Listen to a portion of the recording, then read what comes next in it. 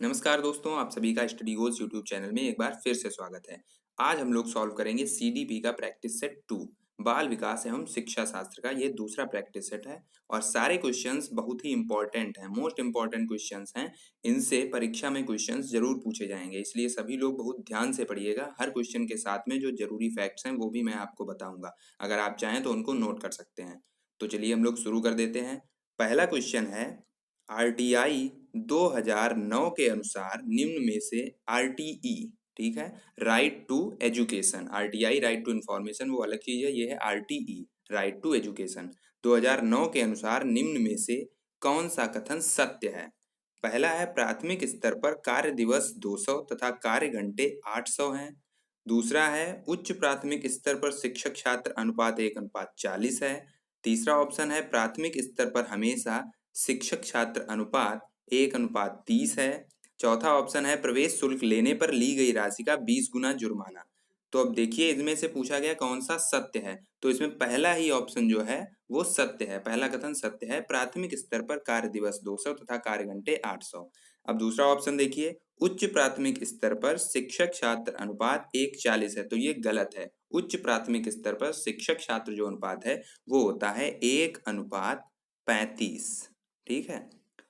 तीसरा ऑप्शन देखिए क्या है, प्राथमिक स्तर पर हमेशा शिक्षक छात्र अनुपात 1:30 है, तो ये भी गलत है। हमेशा नहीं, ये जब तक 200 से कम बच्चे या 200 तक बच्चे होंगे तब तक के लिए ये अनुपात होता है प्राथमिक स्तर पर शिक्षक छात्र अनुपात। अगर 200 से ज्यादा बच्चे हैं तो ये अनुपात बढ़कर 1:40 हो जाता है, याद रखिएगा। चौथा ऑप्शन दिया हुआ था, प्रवेश शुल्क लेने पर ली गई राशि का 20 गुना जुर्माना, तो ये गलत है।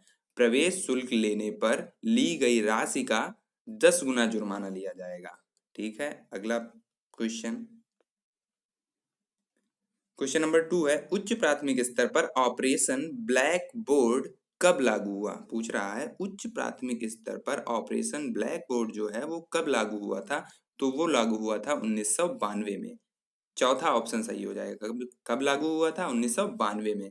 और प्राथमिक स्तर पर लागू हुआ था 1987 में। प्राथमिक स्तर पर कब लागू हुआ था? 1987 में। और इसका प्राविधान किसमें है? इसका प्राविधान है 1986 की जो शिक्षा नीति थी उसमें इस चीज का प्रावधान है। अगला प्रश्न देखते हैं हम लोग, प्रश्न नंबर 3, आरटीई की किस धारा के अंतर्गत शिक्षकों की योग्यताओं का वर्णन है? राइट टू एजुकेशन की किस धारा के अंतर्गत शिक्षकों की योग्यताओं का वर्णन है? तो इसमें आपका ऑप्शन सही हो जाएगा, पहला ही ऑप्शन सही हो जाएगा, धारा 23 के अंतर्गत। धारा 23 के अंतर्गत जो शिक्षक हैं उनकी योग्यताओं का वर्णन है और उनके वेतन का भी जो वर्णन है वो इसी के अंदर है, धारा 23 के अंतर्गत। दूसरा ऑप्शन देखिए 26, इसके अंतर्गत क्या है? धारा 26 के अंतर्गत शिक्षकों के पदों को 10% से ज्यादा रिक्त नहीं रखा जाए। कितना? 10% से ज्यादा रिक्त नहीं रखा जा सकता, इसका वर्णन है धारा 26 में। तीसरा ऑप्शन दिया हुआ है 28, तो धारा 28 में क्या है कि प्राइवेट ट्यूशन नहीं दे सकता है शिक्षक, ठीक है, जो शिक्षक है वो प्राइवेट ट्यूशन नहीं दे सकता है। चौथा ऑप्शन देखिए 21, धारा 21 के अंतर्गत क्या है? इसके अंतर्गत स्कूल प्रबंधन समिति का गठन, इसका वर्णन दिया गया है। किसका? स्कूल मैनेजमेंट कमेटी का वर्णन दिया गया है धारा 21 के अंतर्गत। तो इसमें आपका ए ऑप्शन सही है, धारा 23 के अंतर्गत शिक्षकों की योग्यताओं का वर्णन है। अगला क्वेश्चन देखिए, प्रश्न नंबर 4, एनसीएफ 2005 कुल मार्गदर्शित सिद्धांत कितने हैं? पूछ रहा है एनसीएफ 2005 में कुल मार्गदर्शी सिद्धांत कितने हैं? 3, 5, 4, 2। तो इसमें आपके 5 मार्गदर्शी सिद्धांत हैं। राष्ट्रीय पाठ्यचर्या रूपरेखा, एनसीएफ क्या है? National curriculum framework. राष्ट्रीय पाठ्यचर्या रूपरेखा 2005 में कितने मार्गदर्शी सिद्धांत हैं? तो 5 हैं, ठीक है। और इसमें परिशिष्ट कितने हैं? 2 हैं। अध्याय कितने हैं? अध्याय भी 5 हैं। और परिशिष्ट कितने हैं? 2 हैं एनसीएफ 2005 में। और अच्छा, इसमें सदस्य कितने हैं? सदस्य 38, कितने? 38। और इसमें संचालन समिति से 35 सदस्य थे, ठीक है। और उसके अध्यक्ष कौन थे? प्रोफेसर यशपाल, ठीक है। और 3 सदस्य किससे थे? 3 सदस्य थे, उसमें से 35 थे संचालन समिति से और 3 सदस्य थे एनसीईआरटी से। किससे? एनसीईआरटी से। अगला प्रश्न देखिए, प्रश्न नंबर 5, भारत में सूक्ष्म शिक्षण का प्रतिमान किसने बनाया है? वीके पासी, गीजूबाई बधेका, रविन्द्रनाथ टैगोर या फिर एनसीईआरटी। तो इसमें आपका डी ऑप्शन सही हो जाएगा। एनसीईआरटी ने सूक्ष्म शिक्षण का प्रतिमान बनाया है। भारत में सूक्ष्म शिक्षण का प्रतिमान किसने बनाया है? एनसीईआरटी ने। अच्छा, एनसीईआरटी की फुल फॉर्म अगर पूछी जाए तो क्या है? तो इसकी फुल फॉर्म है national council for educational research and training. इसकी स्थापना कब हुई थी? तो एनसीईआरटी की स्थापना हुई थी 1961 में और इसका मुख्यालय कहाँ है? नई दिल्ली में है। अगला प्रश्न देखते हैं, प्रश्न नंबर 6। निम्न में से कौन सा चरण शिक्षण के स्मृति स्तर में आएगा? क्वेश्चन पूछ रहा है, निम्न में से कौन सा चरण शिक्षण के स्मृति स्तर में आएगा? अनुप्रयोग, प्रस्तावना, प्रस्तुतिकरण या फिर उपरोक्त सभी। तो इसमें आपका डी ऑप्शन सही हो जाएगा, उपरोक्त सभी। अनुप्रयोग, प्रस्तावना, प्रस्तुतिकरण सभी चरण जो है शिक्षण के स्मृति स्तर में आएंगे। अच्छा, इसमें 5 जो चरण हैं उनका क्रम क्या होता है? टोटल 5 चरण: प्रस्तावना, प्रस्तुतिकरण, तुलना, सामान्यीकरण और फिर अनुप्रयोग। तो ये टोटल 5 चरण होते हैं। अगला प्रश्न देखते हैं, प्रश्न नंबर 7। निम्न में से कौन सा सूक्ष्म शिक्षण के बारे में सत्य नहीं है? बताना है कौन सा सही नहीं है। यह शिक्षक प्रशिक्षण है, तो ये बिल्कुल सही है, शिक्षकों के प्रशिक्षण के लिए है। यह शिक्षण कौशल के विकास से जुड़ा है, बिल्कुल सही है, यह शिक्षण कौशल के विकास से जुड़ा है। इसमें कम अवधि एवं कम संख्या वाली कक्षा का प्रावधान है, बिल्कुल, इसमें कम अवधि एवं कम संख्या वाली कक्षा का प्रावधान है। इसका समय ही टोटल होता है 6 मिनट। कितनी अवधि होती है सूक्ष्म शिक्षण की? 6 मिनट होती है। कितनी होती है? 6 मिनट। तो कम अवधि तो है ही इसकी। अगला ऑप्शन है, इसकी शुरुआत भारत में एनसीईआरटी के प्रतिमान में कक्षा में 15 से 10 विद्यार्थी होते हैं, तो ये गलत है। यही आपका ऑप्शन जो है गलत दिया हुआ है। इसकी जो शुरुआत भारत में एनसीईआरटी के प्रतिमान में कक्षा में 5 से 10, कितने हो जाएंगे? 5 से 10। तो यही आपका गलत दिया हुआ है, इसमें विद्यार्थी होने चाहिए 5 से 10 और सूक्ष्म शिक्षण की अवधि कितनी होती है? 6 मिनट। अगला क्वेश्चन देखते हैं, ऑपरेशन ब्लैक बोर्ड के प्रमुख प्रावधान क्या थे? पहला है प्राथमिक स्तर पर न्यूनतम शिक्षण सामग्री की व्यवस्था। दूसरा है 2 शिक्षक 2 कमरे एवं 1 बरामदे का विद्यालय। तीसरा है यह कार्यक्रम 1986 की नीति से आया और चौथा है उपरोक्त सभी। तो इसमें उपरोक्त सभी हो जाएगा। ऑपरेशन ब्लैक बोर्ड के जो प्रमुख प्रावधान थे वो सभी थे: प्राथमिक स्तर पर न्यूनतम शिक्षण सामग्री की व्यवस्था, 2 शिक्षक 2 कमरे एवं 1 बरामदे का विद्यालय, यह कार्यक्रम 1986 की नीति से आया। तो ये सभी जो ऑप्शन है वो सही दिए हुए हैं, सभी प्रावधान थे। अगला प्रश्न देखते हैं, प्रश्न नंबर 9। किस शिक्षा नीति के लिए कोठारी आयोग के सुझाव लिए गए? 1968 की नीति, 1986 की नीति, 1992 की संशोधित नीति या कोई नहीं। तो इसमें आपका ए ऑप्शन सही हो जाएगा। 1968 की जो नीति थी उसके लिए कोठारी आयोग के सुझाव लिए गए। कोठारी आयोग कब बना था? तो ये बना था आपका 1964 और 65 में कोठारी आयोग बना था। कब गठित हुआ था? 1964-65 में। अगला प्रश्न देखते हैं हम लोग, प्रश्न नंबर 10। एनसीएफ 2005 के बारे में कौन सा कथन सत्य है? यह मोटी मोटी पुस्तकों को शिक्षा की असफलता मानता है, यह विद्यालय आधारित आकलन को नहीं मानता है, इसमें कुल 4 मार्गदर्शी सिद्धांत है, या भारत का तीसरा एनसीएफ है। तो इसमें जो सत्य है वो पहला ऑप्शन सही है, या मोटी मोटी पुस्तकों को शिक्षा की असफलता मानता है।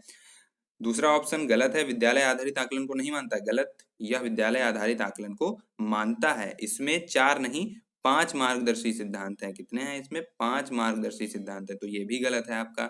यह भारत का तीसरा एनसीएफ, ये भी गलत है।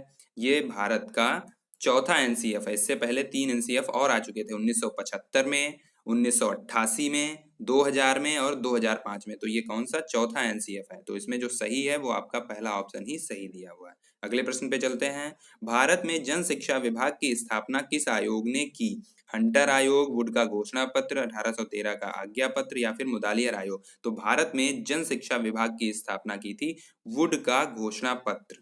ठीक है, भारत में जन शिक्षा विभाग की स्थापना किस आयोग ने की? वुड का घोषणा पत्र से हुई थी जन शिक्षा विभाग की स्थापना। और जो आपका इसमें मुदालियर आयोग है, मुदालियर आयोग कब गठित हुआ था? 1952-53 में। कब? 1952-53 में। उसके बाद हंटर आयोग दिया हुआ है आपका, हंटर आयोग। तो ये तो हो गया मुदालियर आयोग 1952-53। और जो हंटर आयोग है, हंटर आयोग 3 फरवरी 1882 को कब गठित हुआ था? 3 फरवरी 1882। ठीक है, अगले प्रश्न पे चलते हैं हम लोग। निम्न में से किसे प्रगतिशील शिक्षा का जनक मानेंगे? जॉन डीवी, इसमें जॉन होगा यहाँ पे, जॉन डीवी, विवेकानंद, फ्रॉबेल या फिर रूसो। तो इसमें आपका ए ऑप्शन सही हो जाएगा। जॉन डीवी को प्रगतिशील शिक्षा का जनक हम लोग मानते हैं। और बाल केंद्रित शिक्षा का जनक रूसो। किसे माना जाएगा बाल केंद्रित शिक्षा का? रूसो। तो इसमें आपका पहला ऑप्शन सही है, प्रगतिशील शिक्षा का जनक जॉन डीवी। अगले प्रश्न पे चलते हैं। प्रश्न नंबर 13। किस शिक्षा शास्त्री ने कहा कि स्कूल समाज का लघु रूप है? किस शिक्षा शास्त्री ने कहा कि स्कूल समाज का लघु रूप है? तो जॉन डीवी ने। इसमें बी ऑप्शन सही हो जाएगा आपका, जॉन डीवी। जॉन डीवी की जो बुक है वो कौन सी है? School and society. John Dewey की जो बुक थी वो थी school and society. Lab school की स्थापना भी जॉन डीवी ने ही की थी, लैब स्कूल की। और स्कूल समाज की प्रयोगशालाएं हैं, यह कथन भी किसका है? जॉन डीवी का। स्कूल समाज की प्रयोगशालाएं हैं, यह कथन भी जॉन डीवी का है। अगले प्रश्न पे चलते हैं हम लोग। प्रश्न नंबर 14। चारों वेदों के अध्ययन करने वाले को क्या कहा जाता है? चारों वेदों के अध्ययन करने वाले को रुद्र, स्नातक, वसु, आदित्य, इनमें से क्या कहा जाता है? तो आदित्य कहा जाता है। चारों वेदों के अध्ययन करने वाले को आदित्य कहा जाता है। जो 3 वेदों का अध्ययन करता है उसे रुद्र कहा जाता है। एक वेद का अध्ययन करने वाले को स्नातक कहा जाता है और 2 वेदों का अध्ययन करने वाले को वसु कहा जाता है। ठीक है। एक वेद को पढ़ने में 12 वर्ष का समय लगता है। इसी तरह से अगर कोई चारों वेदों को पढ़ता है, जैसे कि आदित्य, जिसे आदित्य कहते हैं हम लोग, तो उसने अगर चारों वेदों को पढ़ा तो उसे कुल समय लगा 12 चौक 48 वर्ष का समय उसे लगा होगा या लगेगा अगर कोई पढ़ता है तो।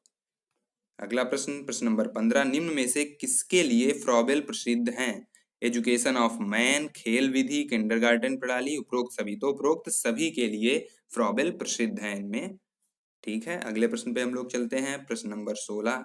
दिवा स्वप्न किताब के लेखक कौन है? गीजूभाई वधेका, टैगोर, मांटेसरी, इनमें से कोई नहीं। तो दिवा स्वप्न किताब के लेखक हैं गीजूभाई वधेका। पहला ही ऑप्शन इसमें सही हो जाएगा। अगले प्रश्न पे चलते हैं हम लोग। प्रश्न नंबर 17। हम करके सीखते हैं, या किसने कहा है? हम करके सीखते हैं या किसने कहा है? सिम्पसन ने, डॉक्टर मिस ने, योकम ने या कॉलसेनिक ने? तो डॉक्टर मिस ने कहा है हम करके सीखते हैं। अगला प्रश्न, प्रश्न नंबर 18। निम्न में से कौन सा शिक्षण का स्तर नहीं है? चिंतन, स्मृति, बोध, वर्णन। तो चिंतन, स्मृति, बोध, ये तीनों शिक्षण के स्तर हैं। इसमें जो वर्णन है वो स्मृति का शिक्षण का स्तर नहीं है। तो इसमें डी ऑप्शन सही हो जाएगा। कौन सा शिक्षण का स्तर नहीं है? वर्णन। ठीक है, इसमें डी ऑप्शन सही हो जाएगा। तो ये थे आज के प्रश्न। अगर आपको वीडियो अच्छी लगी हो तो इसे लाइक कर दीजिए, साथ में कमेंट और शेयर भी कीजिए। अगर अभी तक आपने चैनल को सब्सक्राइब नहीं किया है तो चैनल को सब्सक्राइब कर लीजिए, साथ में बेल आइकन को भी प्रेस कर लीजिए, जिससे कि नई वीडियो की नोटिफिकेशन आपको तुरंत मिल जाए। पीडीएफ के लिए आप टेलीग्राम चैनल ज्वाइन कर लीजिए, लिंक आपको डिस्क्रिप्शन में मिल जाएगा। मिलते हैं अगले वीडियो में। धन्यवाद।